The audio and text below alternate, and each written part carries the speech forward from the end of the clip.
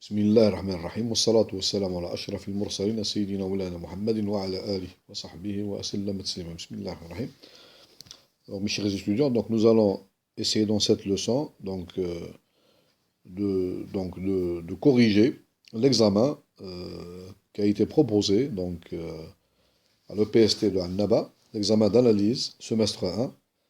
Donc on va proposer cet exercice et on va essayer de le corriger. إذا أعزائي الطلبة، إذا سوف نحاول في هذا الدرس أن نقوم بتصليح الامتحان الأول في مادة التحليل الذي قدم لطلبة السنة الأولى EPST عندنا مدرسة تحضيرية عندنا. Bon, dans cet examen, nous avons proposé 5 problèmes. Donc on a 5 problèmes. Le problème 1, problème 2, problème 3, problème 4 et problème 5. Donc on commence par le problème. Donc ce problème est sur 7 points et demi. Donc dans tous ces exercices, on considère la fonction f définie par f de x est égal à e à la puissance. Donc nous mettons une fonction, f de x est égal à e à la puissance moins x2. Bon, la question A, démontrer en utilisant la définition que limite, limite lorsque x tend vers plus l'infini ou bien moins l'infini est égal, cette fonction est égale à 0.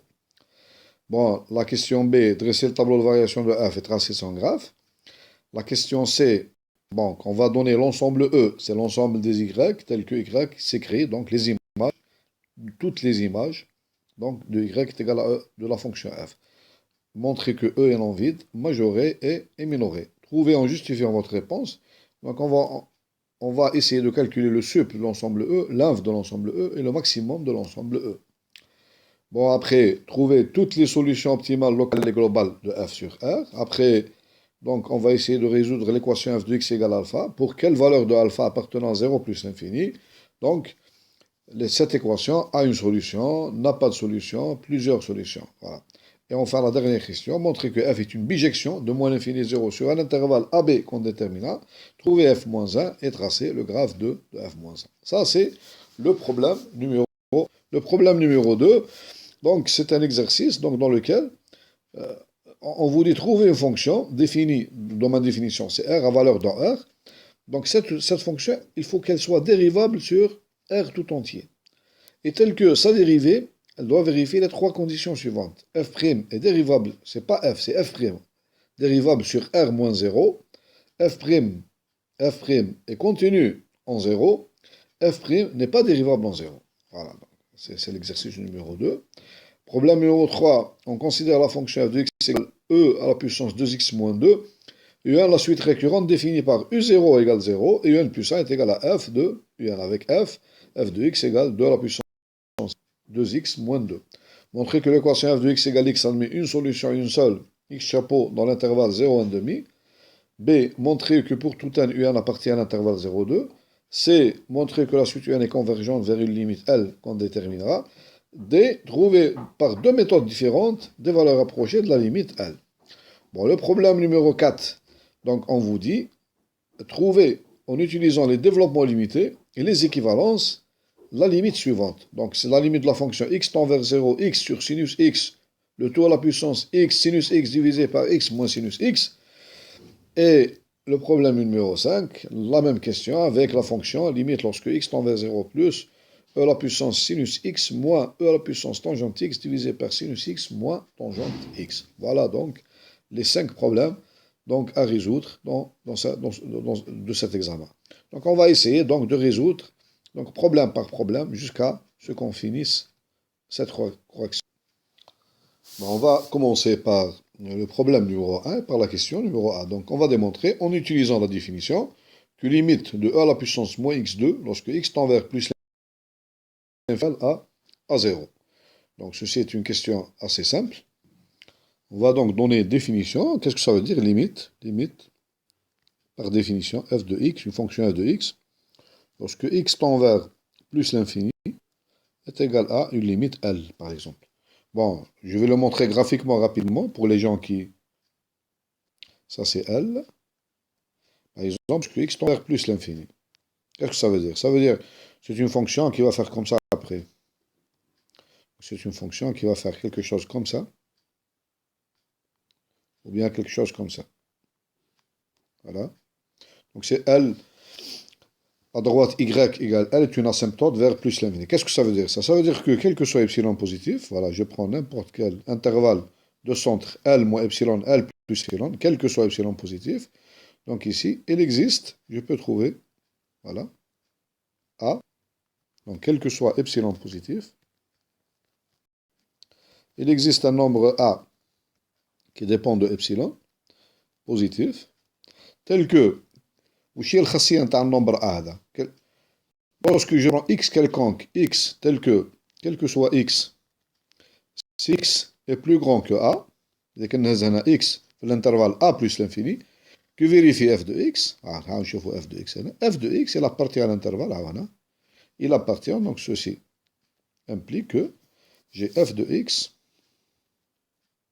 il appartient à l'intervalle L moins epsilon, L plus epsilon. Qu'est-ce que ça veut dire ça? Ça veut dire que valeur absolue de f de x moins L est inférieure à epsilon. C'est exactement ça.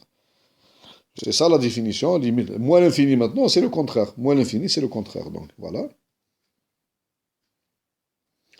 Bon, maintenant, si je l'applique à la fonction limite de a à la puissance moins x2, lorsque x tend vers plus l'infini, ici nous avons L égale 0. Donc, il faut démontrer que quel que soit epsilon positif, il existe A, qui va dépendre bien sûr de epsilon, ou bien non, tel que quel que soit x, si x est plus grand que A, ceci m'implique valeur absolue de f de x moins 0, c'est e à la puissance moins x de valeur absolue, donc j'obtiens e à la puissance moins x2 moins 0, donc voilà, valeur absolue, puisque l'exponentielle est toujours positive, donc ceci est inférieur à epsilon. Voilà. Il faut trouver donc A de epsilon qui dépend de epsilon tel qu'on a ça. Voilà, donc il faut démontrer que quel que soit epsilon positif, il existe A positif tel que quel que soit x, et x est plus grand que A, alors E à la puissance moins x2 inférieur à epsilon. Donc là, il faut trouver A en fonction de epsilon. Donc je démarre toujours dans ce genre de problème, la conclusion. Donc j'ai E à la puissance, je trouve une condition sur x, E à la puissance moins x2 inférieur à epsilon, donc c'est équivalent à A. Donc je remplace. Qu'est-ce que ça veut dire E à la puissance? C'est 1 sur E à la puissance x2 inférieur à epsilon. Donc j'inverse maintenant. C'est équivalent E à la puissance x2 est supérieur à 1 sur epsilon. Et je passe au logarithme. Logarithme de E à la puissance x2 est supérieur à moins, donc log de 1 moins log de epsilon. Il me reste moins log de epsilon. Équivalent à dire que donc l'exponentielle de logarithme, donc c'est x2. Donc j'obtiens ça. x2 supérieur à moins log de epsilon. Ici, le problème, c'est que je ne peux pas écrire une équivalence, x est supérieur à moins log de epsilon. Donc, parce que log de epsilon, donc il y a deux cas. Il peut être, ça dépend de epsilon. Epsilon positif, donc si epsilon est compris entre 0 et 1, donc le log, il est négatif, donc moins log, il est positif. Si epsilon est plus grand que 1, donc le log de epsilon, il est positif, et moins log, il est négatif, donc ça va poser un petit problème. Donc je commence par le cas le plus simple, le cas plus simple. Donc on a quel que soit epsilon positif, donc deux cas. Je prends le premier cas, epsilon compris entre 0 et 1. Qu'est-ce que ça implique? Ça implique que log de epsilon est négatif et moins log de epsilon est positif. Et cette inégalité, elle est équivalente à x2 supérieur, parce que j'ai deux nombres positifs, x2 supérieur à moins log de epsilon est équivalent à x est strictement à racine supérieure à racine carrée de moins log de epsilon. Parce que c'est un nombre qui est, ce nombre-là, moins log de epsilon, il est positif. Log, il est négatif, mais moins log, il est positif. Voilà la condition. Donc, si x, voilà comment je raisonne. Si x est plus grand que racine carrée de moins log de epsilon, ceci m'implique que x2 est plus grand que moins log de epsilon, et j'arrive à la conclusion que ici, donc, la conclusion que x2 est strictement, donc, la conclusion, e à la puissance e1 sur e x2 est inférieur à epsilon. Voilà la condition qu'il faut que...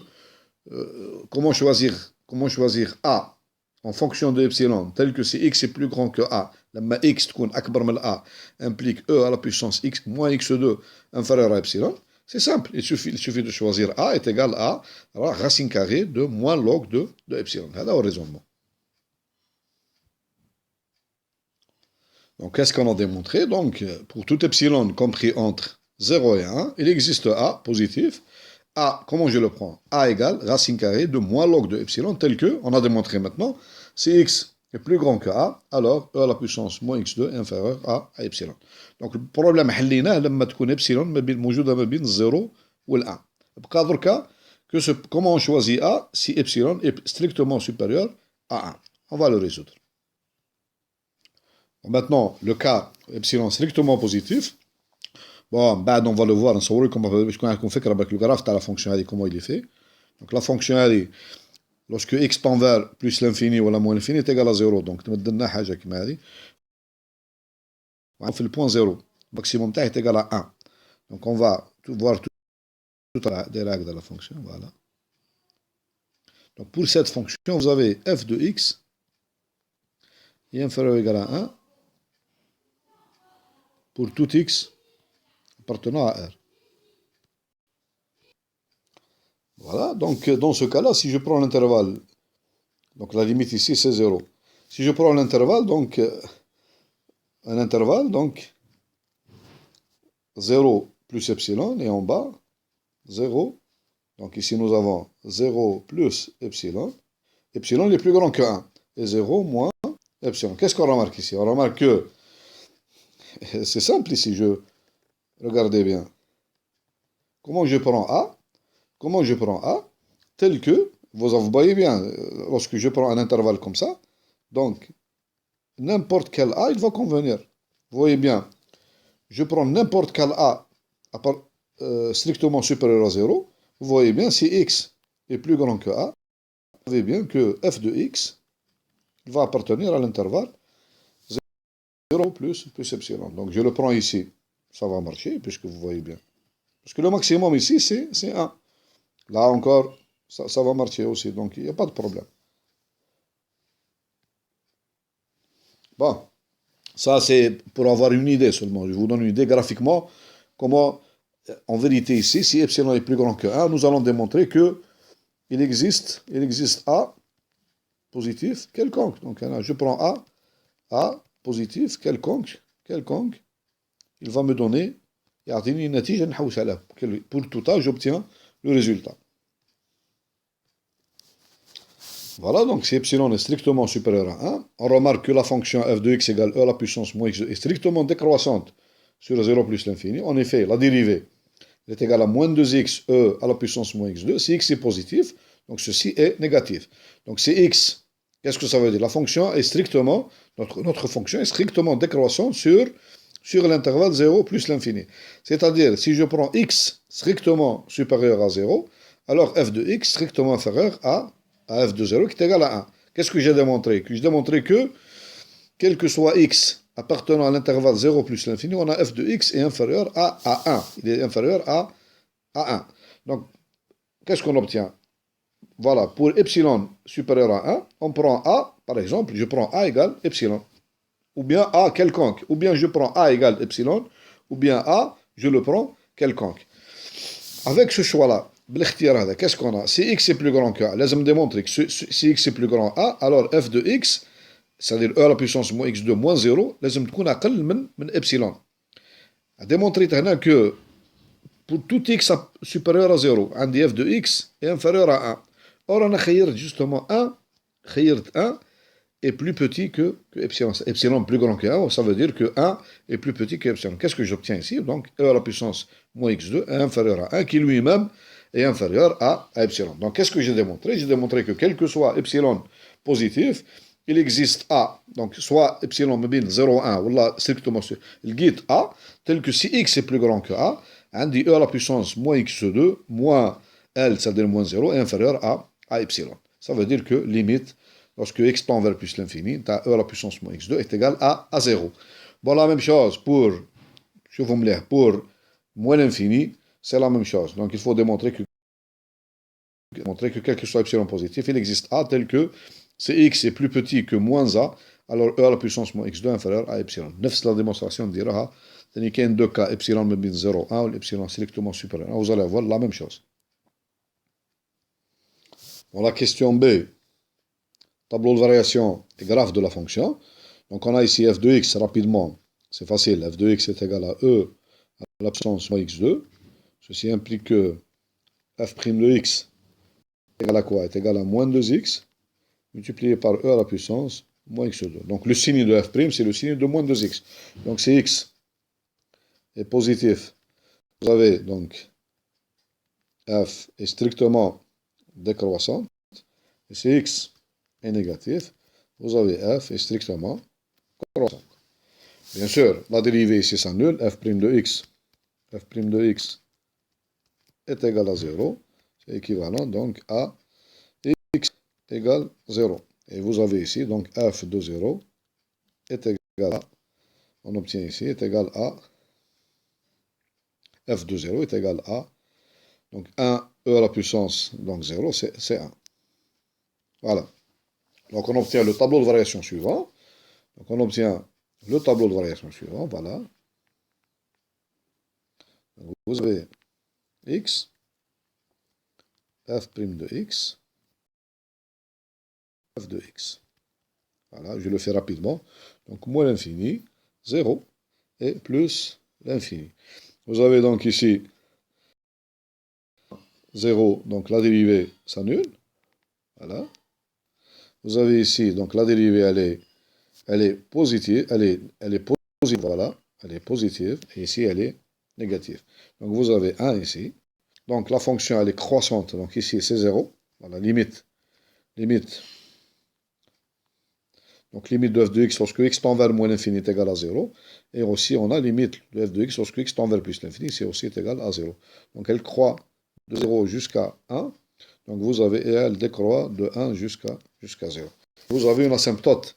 Donc l'axe y égale 0 est une asymptote horizontale au graphe. Donc on obtient le graphe suivant. Donc je l'ai fait le graphe tout à l'heure. Donc voilà ceci, voilà le graphe de la fonction. La fonction elle est donc infinie. Y. Vous avez au point 0, donc 1. Voilà. Donc vous avez une asymptote, donc c'est un maximum ici. À peu près comme ça. Ça, donc c'est la fonction f de x est égal à e à la puissance moins x au carré. Voilà. Bon, la question numéro C, c'est on a l'ensemble E égal à l'ensemble des y appartenant à R, tel que y s'écrit sous la forme e à la puissance moins x2. C'est-à-dire x ici appartient à R. C'est l'ensemble des images. En vérité, E, c'est quoi? C'est l'ensemble des images de la fonction f de x. E, voilà. Donc, démontrer que l'ensemble E, on va démontrer que E est minoré. Ça, c'est simple.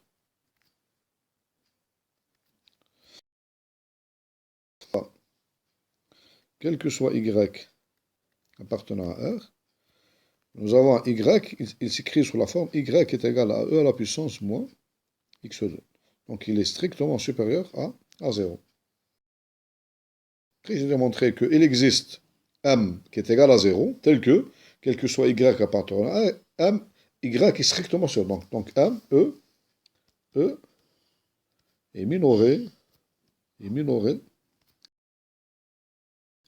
par 0. Voilà, c'est la première réponse. Deuxièmement, E est majoré. On va démontrer que E, l'ensemble E est majoré.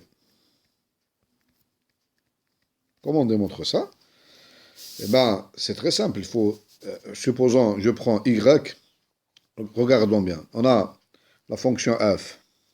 La fonction f, elle est croissante sur 0, moins l'infini, 0. Qu'est-ce que ça veut dire ça?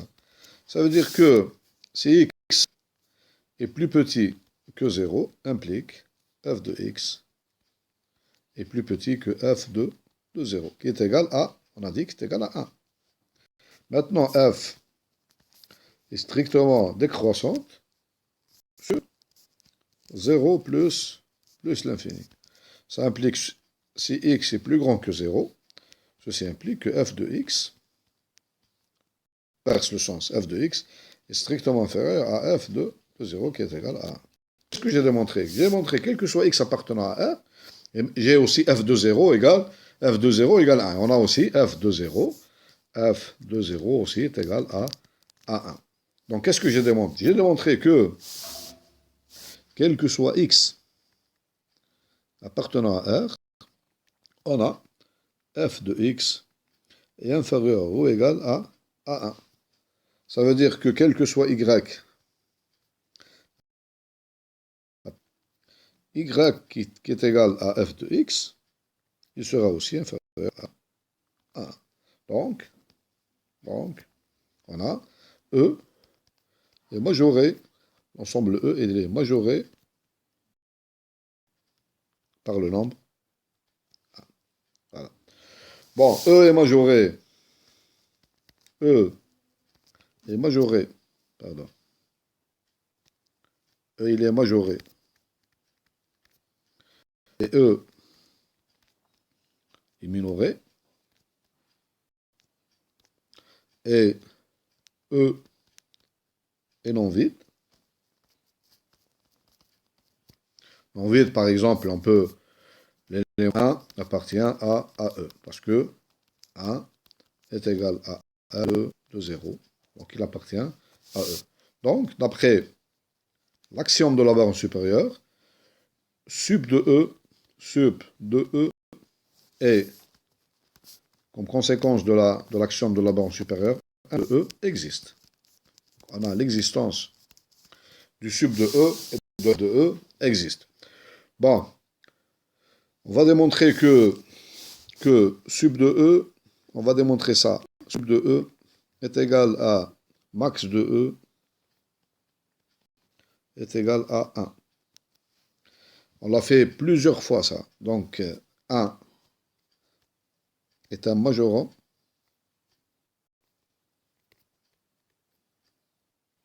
de E. On vient de le démontrer maintenant. Et 1 appartient à E. Pourquoi? Parce que car donc 1 est égal à f de 0. Donc il appartient à E.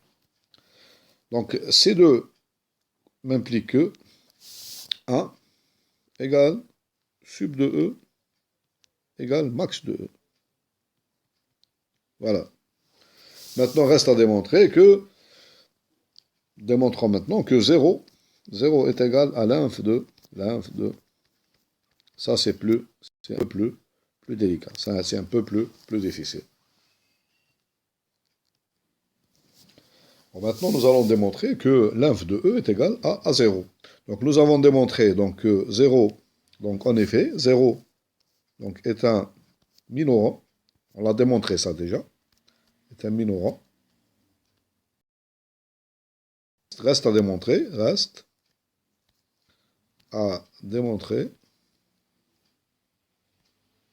que 0, la définition de l'inf, c'est quoi? Est le plus grand des minorants. Et le plus grand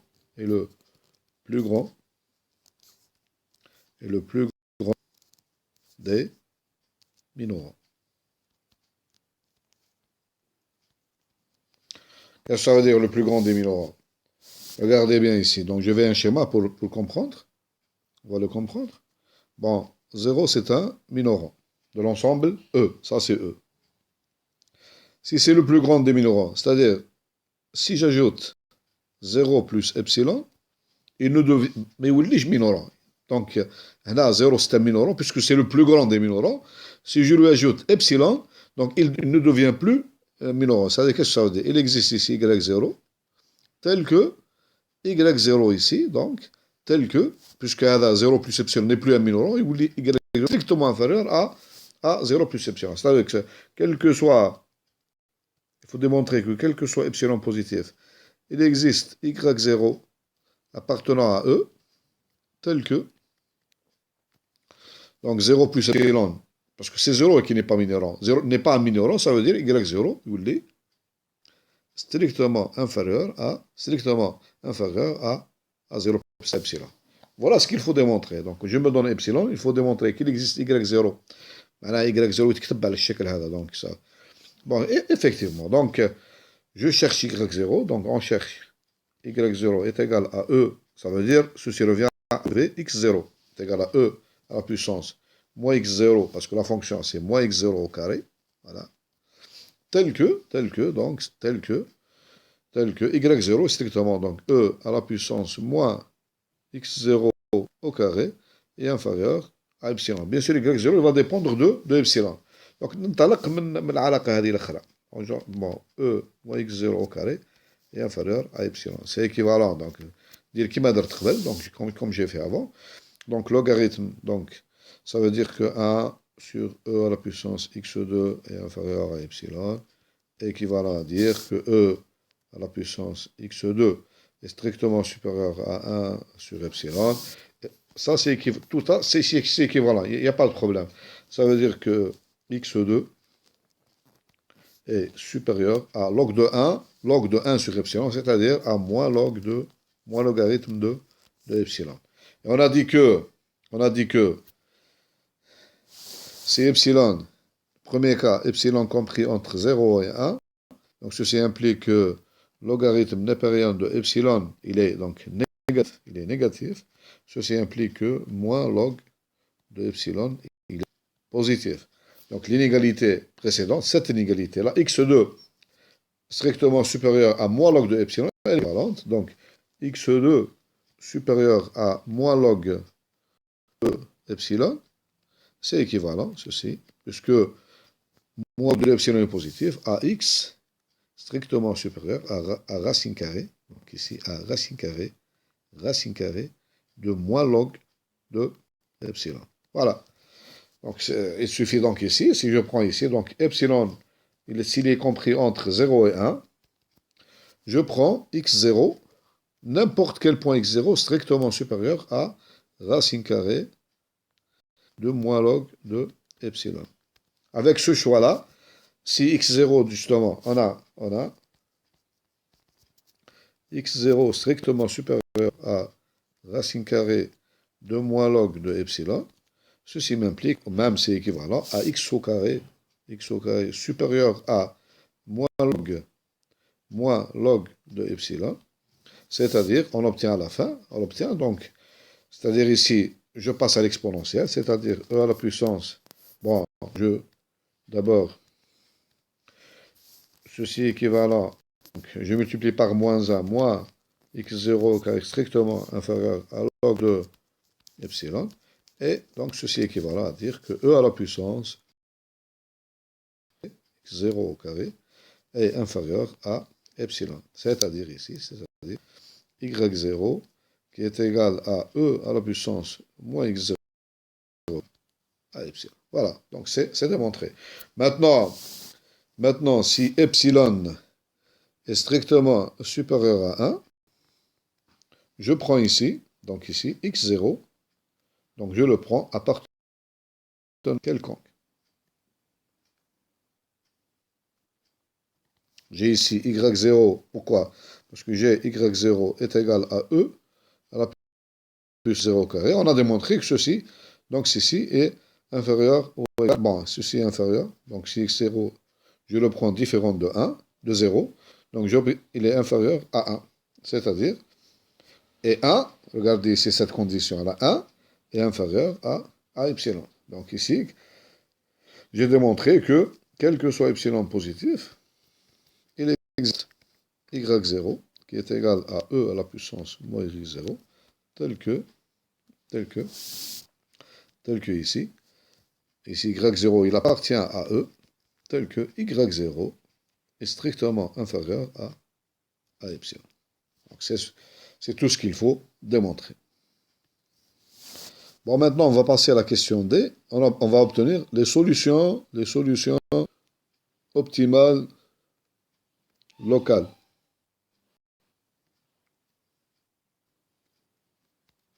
Les solutions optimales locales. Donc, on a X chapeau, solution optimale. Ça veut dire optimale, ça veut dire minimal ou maximal. Local implique, on a ici f', au point x chapeau est 0. C'est-à-dire on doit d'abord trouver les points qui annulent la dérivée. Donc vous avez, on va calculer les points, ce qu'on appelle les points stationnaires. Donc on a f' de x égale 0, équivalent à dire ici moins 2x, e à la puissance moins x2 égale 0. C'est équivalent ici, x égale 0. Donc vous avez, il existe un seul point stationnaire. X chapeau égale 0. Bon, si vous prenez cette implication, regardez cette implication. C'est-à-dire si un point, vous avez P et Q, cette implication-là. P implique Q. C'est-à-dire si un point appartient à R, il vérifie F' au point X est différent de 0, alors X chapeau, donc n'est pas une solution optimale locale. Donc, qu'est-ce que je peux dire ici? Donc, je vais ici. Si X vérifie F' de X est différent de 0, alors X n'est pas une solution optimale locale. Ce n'est pas une solution maximale locale et ce n'est pas une solution minimale locale. Donc, je vais voir maintenant, on a trouvé un seul point stationnaire, x chapeau égale 0. Est-ce que c'est une solution maximale locale ou bien une solution minimale, ou bien ce n'est pas du tout une solution maximale locale, parce que f' au point x chapeau égale 0 n'implique pas que c'est une solution optimale locale. Donc on va voir ici, il faut calculer la dérivée seconde. F seconde au point x, donc c'est la condition, est égal à, donc est égal à quoi? Donc j'ai f seconde au point x, donc je dérive la fonction, donc c'est égal à moins 2x à la puissance, je dérive cette fonction. Ceci est égal à, ceci est égal à, donc je dérive d'abord moins 2x, donc est égal à moins 2 multiplié par e à la puissance moins x2, plus moins 2x multiplié par la fonction ici, e à la puissance moins x2, e à la puissance moins la dérivée de la fonction. Donc c'est encore moins 2x multiplié par e à la puissance moins x2. Et ceci est égal à quoi? Ceci est égal à moins 2 e à la puissance moins x2, multiplié plus ici, plus 4 fois x au carré e à la puissance moins x2. Par conséquent, nous avons f seconde au point 0 est égal à quoi? Donc, est égal à, donc ici, c'est 0. La première, elle nous donne 0. La deuxième, elle me donne, donc, pardon.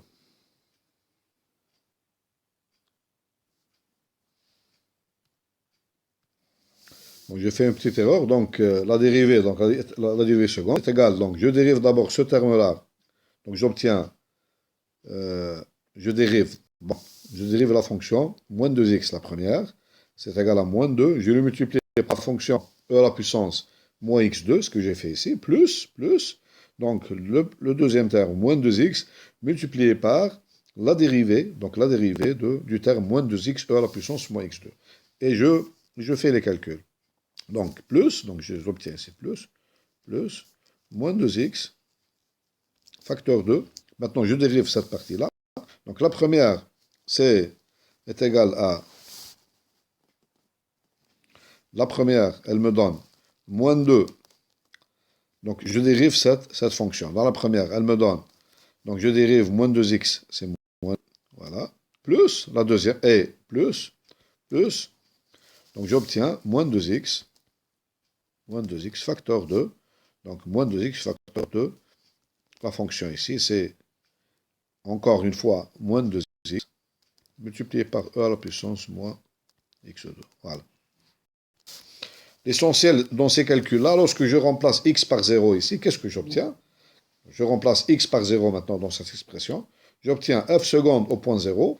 Donc tout ce terme-là, il est multiplié par 2x, donc ça part. Il me reste moins x2 au point 0. Donc j'obtiens, donc ça veut dire que f seconde au point 0, elle est égale à moins 2. Donc elle est différente de 0. Elle, surtout ce qui m'intéresse, elle est strictement inférieure à 0. Donc ceci implique que le point égale 0 est une solution, puisqu'elle est négative, donc est une solution maximale locale. Une solution maximale locale. C'est un théorème, donc si la dérivée seconde, elle est différente de 0, donc ma solution, elle est une solution optimale. Maintenant, si elle est strictement positive, c'est une solution minimale locale. Si elle est strictement positive, elle est négative, elle est une solution maximale locale. Voilà. Maintenant, je vais démontrer maintenant que x chapeau égale 0 est aussi une solution maximale globale. Ça, c'est facile. On l'a démontré déjà avant. Nous avons démontré avant que quel que soit x appartenant à R, nous avons démontré que f de x qui est égal à e à la puissance moins x au carré est inférieur ou égal à f de 0 qui est égal à 1. On l'a démontré avant d'ailleurs, parce qu'avec f croissante, f décroissante, donc on a démontré ce fait. Qu'est-ce que ça veut dire ça? C'est exactement la définition que le point 0 est une solution maximale globale. C'est pour tout x appartenant à R, on a f de x est inférieur ou égal à f de 0. C'est exactement la définition d'une solution maximale globale. Et c'est tout. Bon, maintenant, on va passer à la question E. La question E, donc, on prend alpha au 0 plus l'infini. On nous dit, tu vas trouver, suivant les valeurs de alpha, solution de l'équation f de x égale alpha. Bon, on va le voir graphiquement, facilement graphiquement. C'est-à-dire, qu'est-ce que ça veut dire ici? Donc, on va graphiquement, regarder graphiquement, qu'est-ce que ça donne. Ça, c'est la fonction. J'ai ici 1. Nous avons dit que la fonction, elle est comme ça.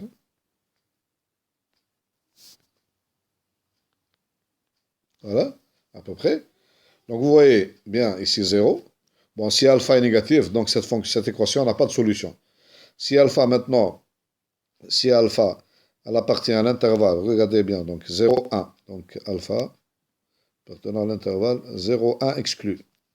Donc, graphiquement, c'est l'intersection entre le graphe de la fonction et la droite y égale alpha. Vous voyez bien, il y a deux solutions ici, deux solutions distinctes. Exactement, celle-là et celle-là. Maintenant, si alpha égale 1, donc nous avons une tangente ici, une solution unique, alpha égale 1. Si maintenant alpha est strictement supérieur à 1, donc vous n'avez pas de, il n'y a pas d'intersection. Voilà, donc ça, graphiquement, on peut le voir. Graphiquement, on peut voir les solutions. Maintenant, on doit résoudre ça de façon donc mathématique. Donc, je prends donc le premier cas, alpha, appartenant à l'intervalle, donc 0, 0, 1. Voilà, comme ça. Vous avez l'équation f de x égale alpha. C'est équivalent, donc c'est e à la puissance moins x2 égale alpha.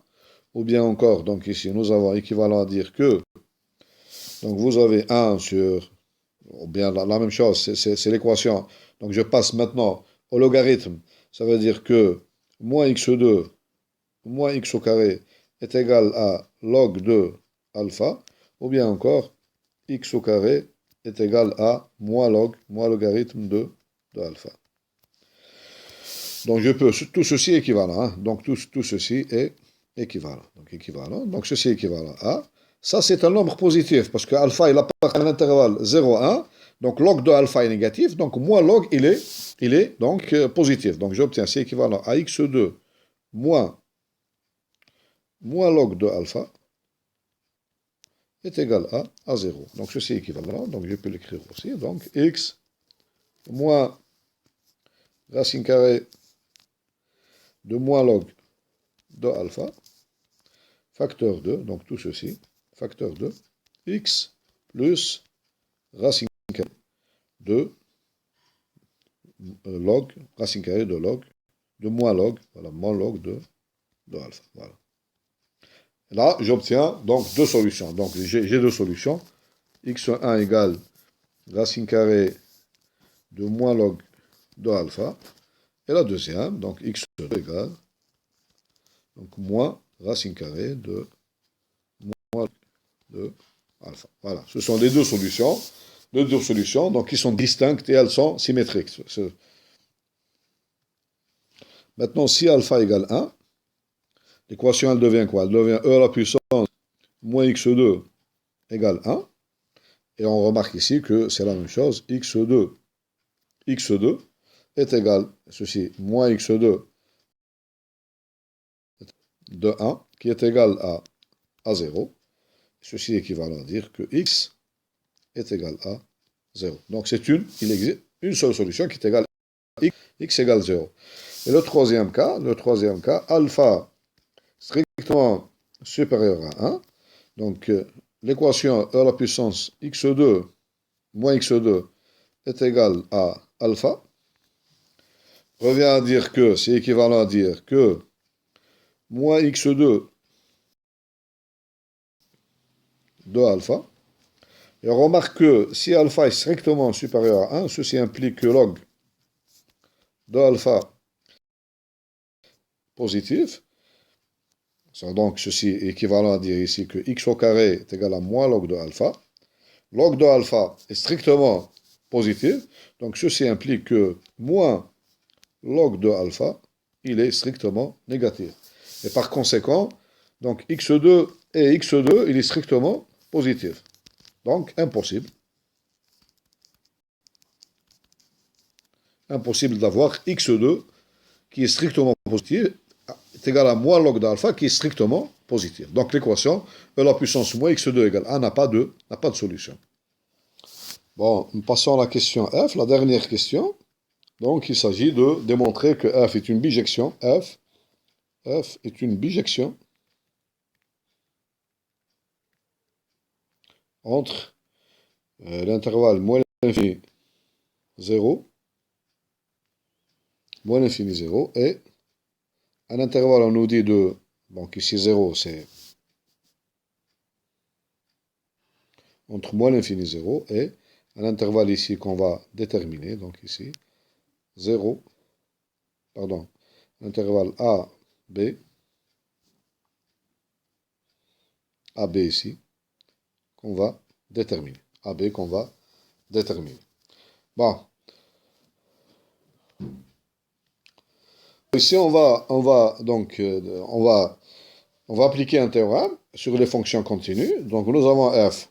Nous avons dit que si x appartient à l'intervalle moins l'infini 0, donc notre fonction, moins l'infini 0, alors la fonction, même ici,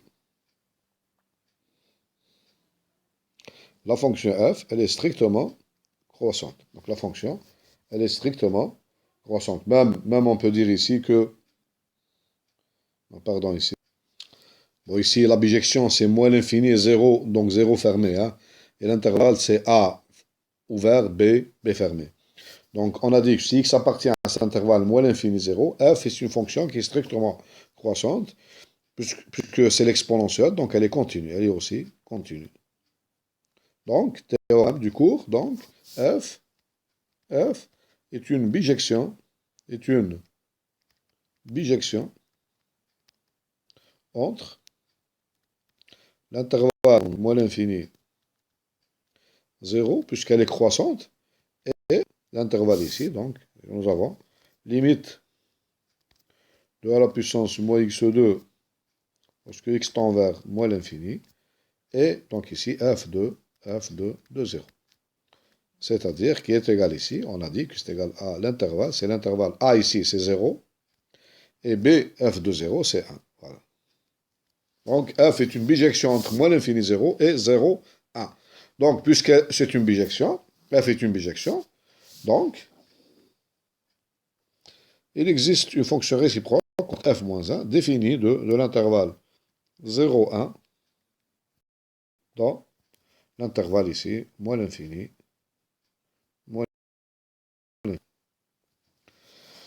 donc on va calculer justement f-1. Nous avons, pour calculer f-1, on doit résoudre l'équation f de x on doit résoudre l'équation f de x égale y, avec ici, donc, y qui appartient à l'intervalle 0, 1, et x qui appartient à 0. Voilà. Donc, trouver x qui vérifie f de x égale y, avec y appartenant à 0, 1, et x appartenant à moins l'infini, 0.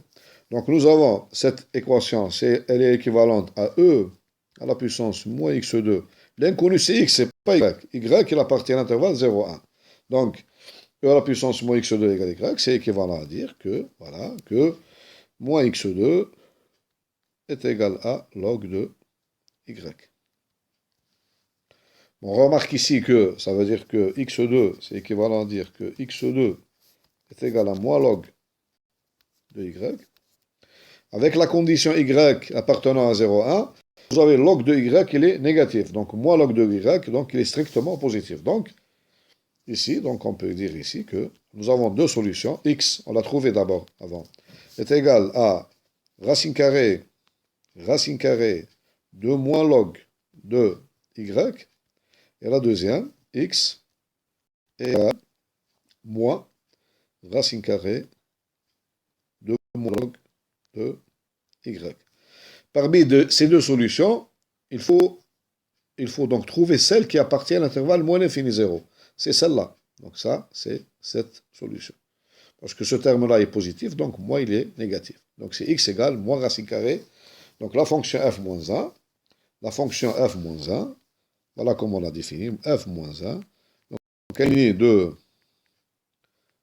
0, 1, dans l'intervalle moins l'infini 0, qui à y fait correspondre f moins 1 pour tout y appartenant à 0, 1, f moins 1 de y est égal à moins racine carrée de moins log de y. Voilà la fonction f moins 1.